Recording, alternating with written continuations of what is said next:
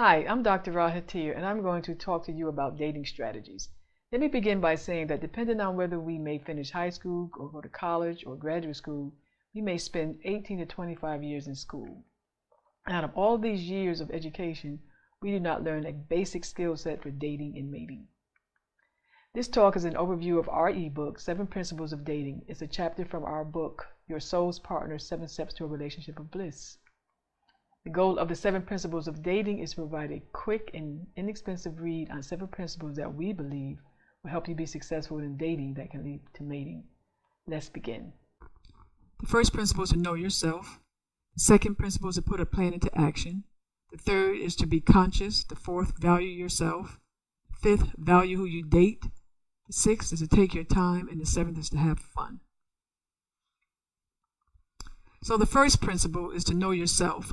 The African proverb, know thyself, is probably the most important principle for conscious dating. The questions you might want to ask yourself include, who am I? What issues am I struggling with? And how are they playing out in my relationships and in my life? What is important to me? What are my moral values and principles? What are my strengths and weaknesses? And what are my gifts? Knowing yourself helps you to be clear about what you are bringing to a relationship, what you need to work on so that you can have clarity about who is the right person for you. The second principle of dating is to put a plan in action. Most people put their time, money, and energy into things that are important to them. So prioritizing meeting your soul partner means that you must make this just as important as anything else in your life. And this translates into investing your time, money, and energy into meeting people, which means taking time out of your life to meet people and date. So the second principle of dating then is to develop a plan and put it into action. Now this can be done in several ways. The first thing you want to do is let people in your life know that you're available. You may already be acquainted with your soul's partner, but they do not know you're available. He or she may already be among your friends, associates, or co-workers. And when your family, friends, and associates and co-workers know you are available, they may begin to think about people they know and send them your way. You can also meet people through places you attend regularly, like your job, church, or community organizations you're affiliated with. And one of the things you might really want to think about is considering a matchmaking company. Some of them do cost, but if you have, extra money, then you might really want to spend money, since this is really important to you. Spend money on getting a matchmaking company to help you. Because a lot of these companies do extensive background interviews to obtain information that helps you to match you with the right person. They also provide other services, including how to dress and all kinds of things. The third principle is to be conscious. And although there's continuous research reveals how complex the human brain is, and a lot more research is being done to understand its complexity, Paul MacLean's triune brain theory may be useful for increasing awareness of which brain may be dominating when making choices in our lives, particularly around dating and relationships. According to the triune brain theory, 3 areas of the brain include the reptilian brain, the limbic brain, and neocortex. And essentially, these are really the physical survival brain, the emotional brain, and then the intellectual brain. And so, when we look at the reptilian brain, or the physical survival brain, is based on instinctive behaviors like feeding, fighting, fleeing, and it includes aggression, dominance, territoriality, and ritual display. So these are behaviors that are necessary for survival and safety.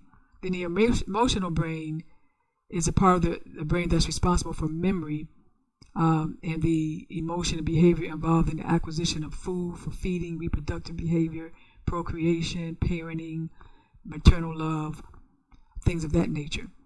The emotional brain is responsible for behaviors that are essential for survival of the species. Now, the intellectual brain is the source of language, reason and logic, as well as planning and processing of culture and traditions. The intellectual brain is responsible for behaviors associated with survival of the tribe or the group. Now, this depends on the health of the culture. For example, a materialistic focused culture is going to be radically different from a spiritually focused culture, and it's going to affect the choices we make. But the single most important thing is that you want to pay attention And so being conscious means paying attention to which brain is in the driver's seat. Now there's also the spiritual brain. This is the part of the brain that's associated with consciousness. It's associated with some of the attributes outlined here on this slide. It takes time to develop and a lot of work has to be done. But if you look at some of the attributes on this slide, it includes things like managing your anger and your emotions, learning from your experiences, relating cause and effect, making moral and ethical judgments, making conscious decisions, things of that nature. So when you're seeking a partner, then you want to make sure that you're being more conscientious. You want to make sure that brain is in the driver's seat. The fourth principle of dating is to value yourself.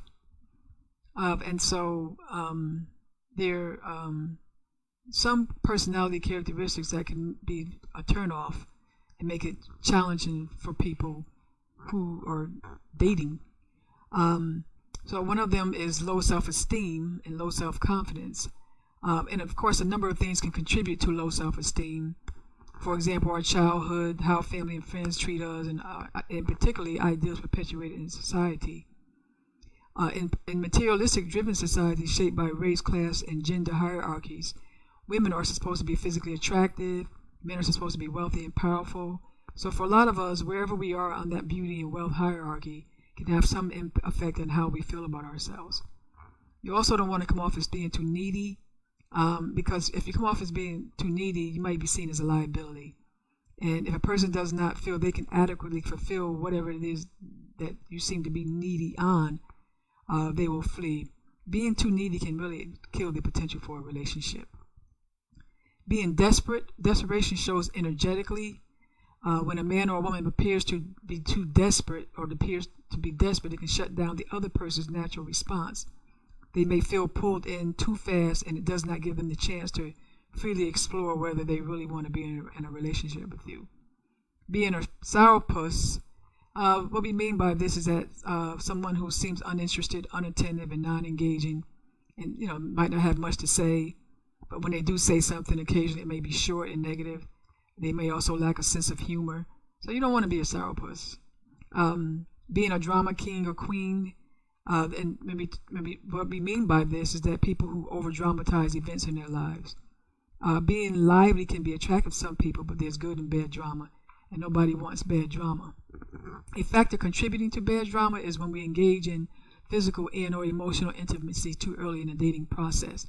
Because our expectations increase when we engage in intimacy too early in the process, it can agitate recent emotional wounds and open us up to old ones.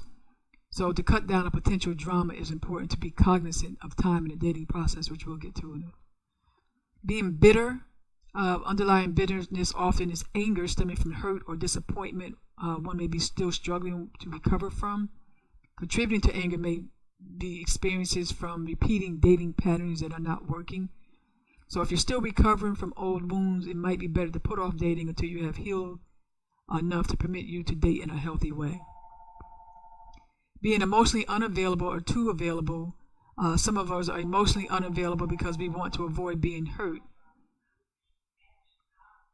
Others, on the other hand, are too emotionally available too early in the dating process. So it's important to learn how to balance the emotional aspects of ourselves. Being egotistical, some people have an exaggerated sense of themselves, which can be just as much as a turnoff as someone with low self-confidence. Egomaniacs come off as self-centered and more focused on themselves, which can be a turnoff for some people. So these are not all the personality characteristics that make it challenging for, if you possess them, to make it challenging for people to date you. But we all have work that we need to do, and so if you know that you need to do some work, then you need to go in and do the work so that you can get yourself ready for a potential partner. The fifth principle is to value who you date. And how you do this is that what you want to do is make the person feel valued. That this means that when they are in your presence, you are paying attention and letting other things go for the moment, including your cell phone. You are the looking glass. which means that people generally look for a reflection of themselves or what they might want to be. So if they get clues about, who they are by the way you respond to them. So if you're responding to them negatively, or you're acting like you're not interested, then it makes them feel bad about themselves. And so you want to be attentive, be present. The other way is to listen. Many of us are good talkers, but we're not good listeners. So what you want to do is hone your listening skills. You could probably learn as much as about a person as you will throughout the course of dating them by listening intently in the first 15 minutes of the first conversation. If you're a talker, talk less and give the other person a chance to talk and share themselves. And it shows them that you are not just self-interested, but you're interested in who they are. And how do you show interest? You want to look them in the eyes, smile, things like that. You don't want to judge. If you do so, stop judging people based on negative experiences in previous relationships. Each person should be judged by their own merit. If you use the strategies outlined throughout this work, then and take your time, then there's no need to worry about being hurt or disappointed. And then last, you want to be courteous, kind, and show appreciation. Know that nobody has to give you anything, including their time. Anything someone does for you is a gift. You should always show appreciation. And when someone does something nice for you, acknowledge it. And acknowledging a gift can be done by a simple smile and a thank you.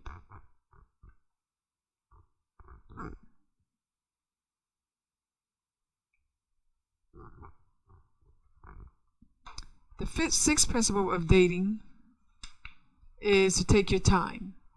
And one of the things that we want to understand, first of all, is intimacy. And so there are 4 levels of intimacy. When we talk about intimacy, we're talking about sharing yourself. So there's physical intimacy, which is the sharing of your body. That's driven primarily by physical attraction. Emotional intimacy is the sharing of your feelings and your emotions. Mental is sharing of your thoughts and ideals about various aspects of the world, for example, political, social, and so forth. And this is typically undergirded by worldview, values, and beliefs, which are further influenced by social conditioning and level of education, both formal and informal. Spiritual intimacy is a sharing of oneself at a deeper level, which may depend on the level to which there is connectedness on the other 3 levels of intimacy. And it also, of course, includes sharing our religious and spiritual beliefs. So, principle 6 still is that there are 4 stages of dating. This is something else you want to take into consideration. And this is probably one of the most critical aspects of dating, is to take your time.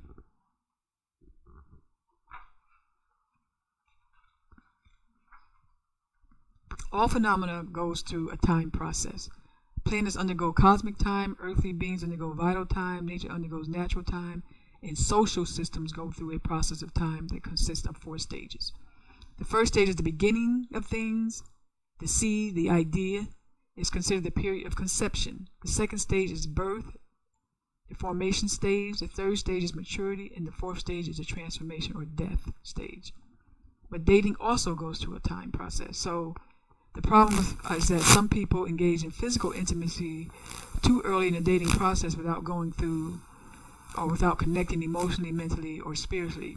And what happens when you do this is that it prevents the natural unfolding of getting to know a person, which may in turn lead to the death of the relationship before it has a chance to be born, mature, and transform into something higher.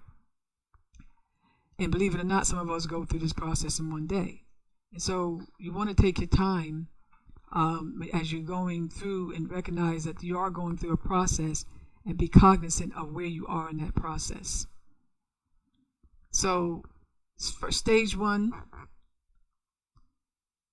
is the conception stage. And so during the conception stage, which really is about attraction, and it's the idea that, there's something here, I want to check this out. And so things you want to consider is the purpose of dating, who will pay, and where you will meet. So one of the things when you have that first conversation that you want to pay attention to is the reason why people are dating. Some of us, many of us date with the hopes of meeting someone to share our lives with, but for others, they're just dating for fun, to occupy their time, or for sex. So the first step then is to be clear about why you are dating yourself, and then listen carefully to those who are dating so you can be clear about why they are dating. The other one, second consideration is who will pay. Of course, people have different ideals about that, and because some people think whoever initiates a date should pay for it, while others believe that the man should pay for it. A strategy might be to have a discussion about it. However, the risk of doing this is that you may lead to discussions that delve into worldview and values around gender roles too early in the dating process. So you don't want to get in too deeply into your worldviews and values too early in the process. So to avoid having such a discussion before the first date, you could opt to do something that does not cost money. For example, visit a bookstore, park, or museum. Another strategy could be to just go on the date and then let it work itself out. And both parties show a willingness to make a contribution and do this until you are comfortable with having a discussion about it. The third consideration is where you will meet, and this depends on the purpose of the date. If you want to find out more about the person to see if he or she has potential, then you might opt to meet where you can talk, for example, in a park or a place to have coffee or tea.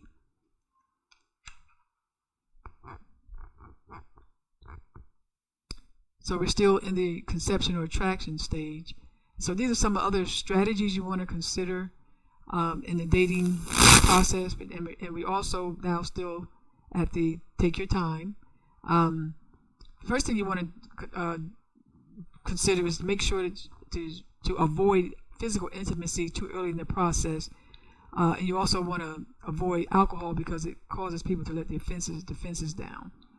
And we all know that two people who are attracted to each other, you put two people who are attracted to each other together alone, it makes it too easy for them to do what most comes natural, and that's to become physically intimate, especially if the attraction is strong. So no matter how tempting it may be, you really might want to try to meet at a public place where you will not be alone. And this is also good for safety. Be your best self. Some people, I've had people say, well, people were just showing their representative. Well, why would they not do that? It means that you're being the best of who you are. And the idea is that when you present your best self, the person has a chance to get to know and grow and love that person. When they grow to love that side of your personality, they may be inclined to be more tolerant of you when you're not at your best, as long as that side of the personality is not so bad that it detracts dramatically from the best of who you are. The questions to ask yourself are, who is my best self? How am I when I am this person? How often is it that this self is present?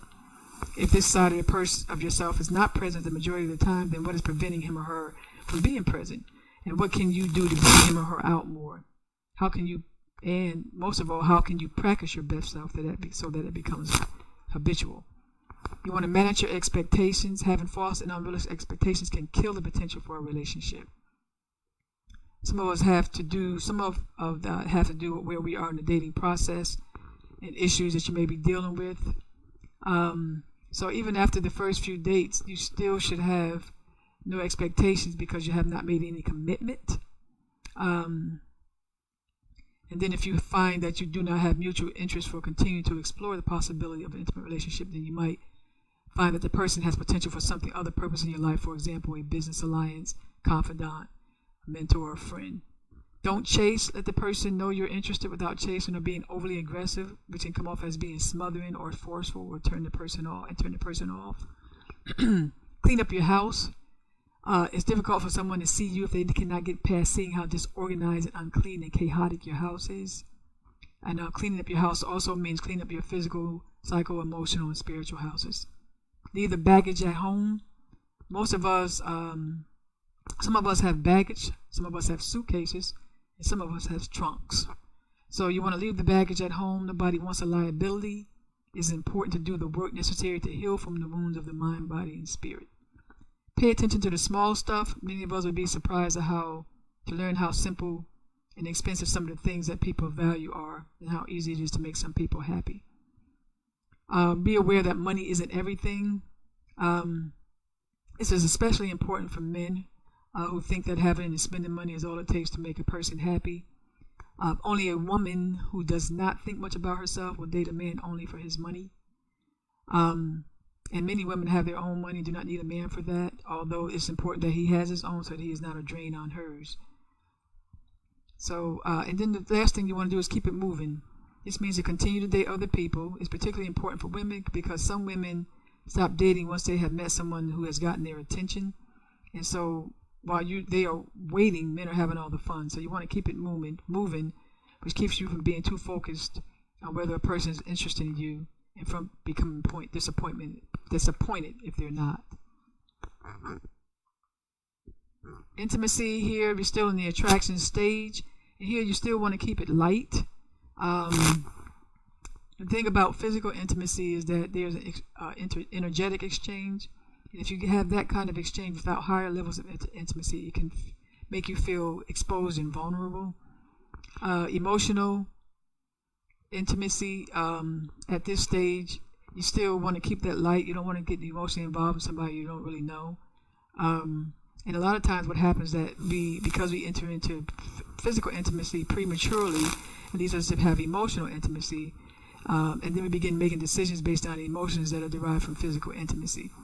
And so again, it's important to not invest our feelings into a person before getting to know them. In mental, it's important also not to get into deep conversations that delve into your worldview and values, as it might turn you off before getting to know the person. You may not share some views and values, but that they might not be enough to prevent the development of a relationship. So some things you don't want to talk about are sex, ex-partners, politics and religion, and problems in your life. In terms of sex, you don't want to have conversations about sex on the first date and early in the dating process. And particularly for women, if a man brings sex up on the first date, he's just testing to see if you're open to it. If you are open to it. Also, if you have rules, like for some people have 3-month rules or you're celibate and things like that, just keep it to yourself. If you start talking about that, then or your rules, then that person may see this as a challenge and begin to focus on getting you to break your rules. You don't want to talk about ex-partners. 2 is company, 3 is a crowd. Do not talk about ex-partners or previous relationships, because the goal, remember, is to be present with the person you are with, making that person feel special. You don't want to get into talks about politics and religion. These are areas that people particularly have strong opinions about, and when you have differences in opinions on these topics, and because may cause us to become too emotional, it may deter you from further exploration. So as you continue to get to know each other, you may find that you have other things in common and that you have more in common in these areas as well, or that you may be able to live with your differences.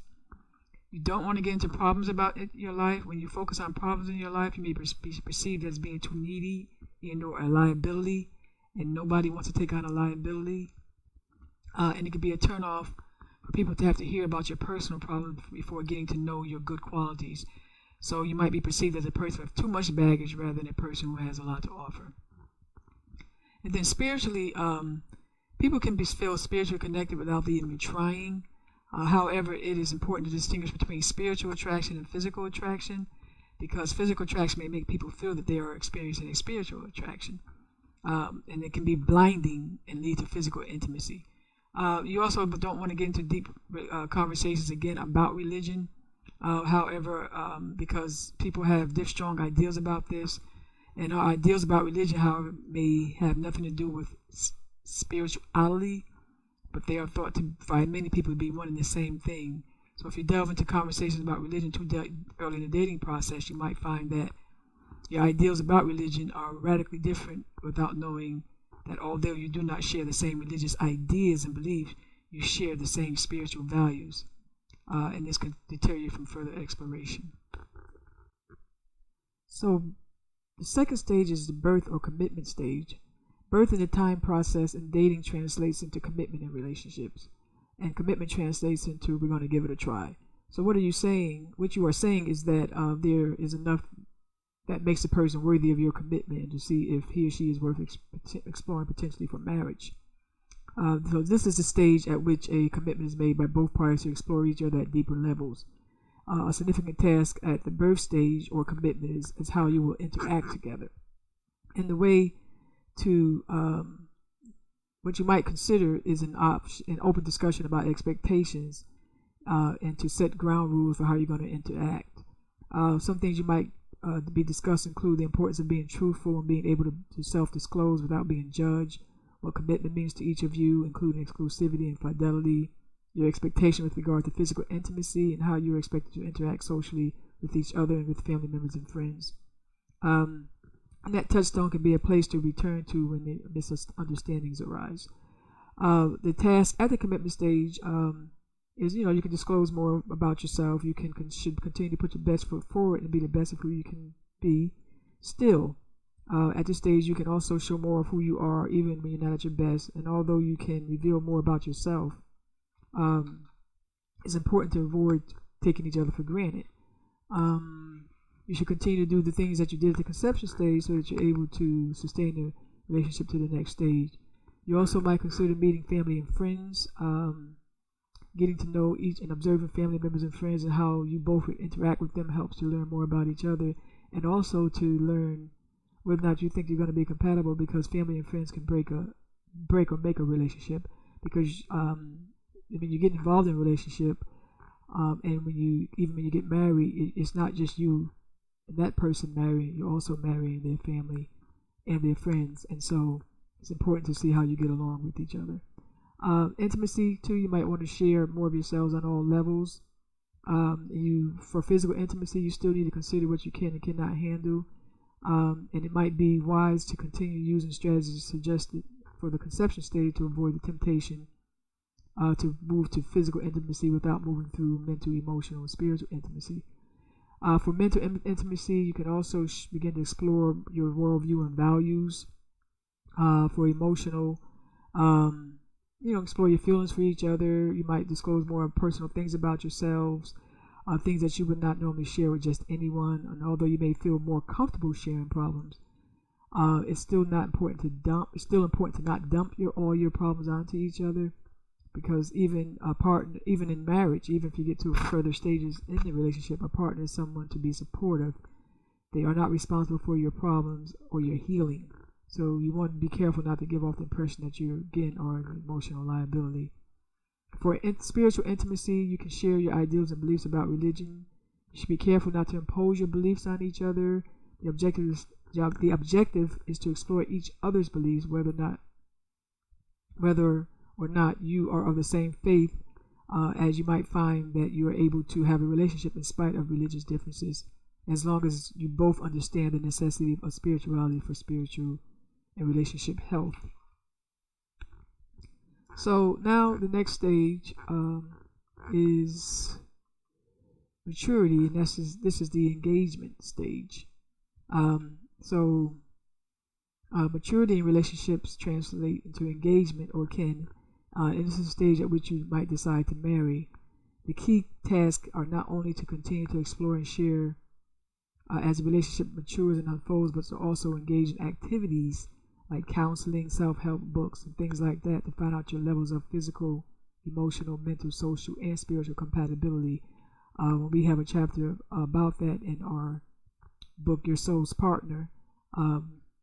So you definitely want to do more exploration to see the levels of compatibility in the areas that you're not compatible in. For those areas in which you find that you're compatible, that you're incompatible, this is the time to explore whether you are willing to respect your differences and engage in practices that show your willingness to do so. And if you find that it's too difficult to get along in areas in which you are incompatible, this may be time to terminate the relationship, because it's better to terminate the relationship at this stage than it is to get married and have to terminate it later. And then the last stage of the sixth principle of marriage is transformation, and that, of course, is marriage. And transformation in marriage translates to marriage. If you do not seek to marry, then it may mean the death of a relationship, at least of an intimate one. And if you decide to marry, although the relationship continues to mature, it begins a new process that also goes through 4 stages, or go through the 4-stage time process with different challenges, many of which revolve around children and how to live together. So the 4-stage process, the 4th stage process begins with first the conception, the idea that you're married, the physical reality, we are married. Then the second is birth, of the marriage itself and how you mature through mental, emotional, physical, and spiritual as a result of living together and after the birth of the first child, or if you already have already existing children.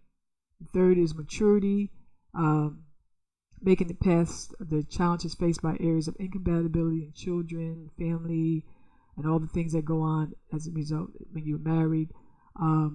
Happens as you evolve as individuals with your own goals and destinies and as you evolve together. And then transformation of the marriage is to the point where the challenges level off and you know and accept each other's shortcomings and your differences, and then you move the relationship to a higher level, or to the death of the marriage, relationship through divorce or death of a partner. There's also a continual cycle of highs and lows based on daily interactions and life events.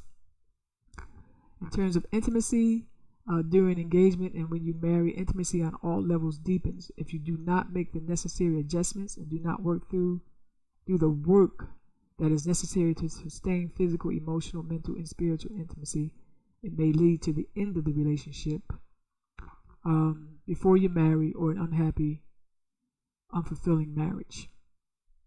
The marriage may then transform to a dead marriage where you stay together because of financial ties, children, or other reasons. The other outcome may be the death of the marriage through divorce. And if the work is done to sustain all these levels of intimacy during the marriage might transform to a higher level until the death of one of the spouses. The seventh principle of dating is to have fun. Meeting your soul's partner is serious business, as the person you choose to share your life with is probably the single most important decision that you can make. However, do not be so serious that you take the joy out of it. Being easy and having fun increases your attractiveness, and people are drawn to attractive people. People are drawn to those who like to have fun, because it helps them to relax and have fun. So if you make finding your soul's partner a priority and are dating with skills, you will be successful. So be serious about finding your soul's partner, but also have fun doing so.